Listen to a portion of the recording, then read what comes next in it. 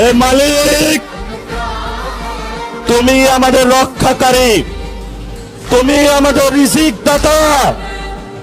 যারা এই বাংলাদেশে জনগণ 17 বছর অপেক্ষা করেছিল, আমাদের অধিকার ছিনিয়ে নিয়েছে, ডাকাতির মাধ্যমে ভাইদেরকে হত্যা করেছে। আশার মালিক তোমার মালিকের বিচারে আমরা বিচার রেখে গেলাম। তুমি তাদের দৃষ্টান্তমূলক শাস্তি বাংলার মাটিতে জনগণের সামনে করবে। আমরা আজকে তোমার মসজিদের সামনে বিচার রেখে গেলাম। বাংলাদেশের মানুষ হতাশ হবেন না। লা তাহজান, ইন্নাল্লাহা মানা। আল্লাহ আমাদের সাথে আছেন, শক্তিমান, ভয় নাই।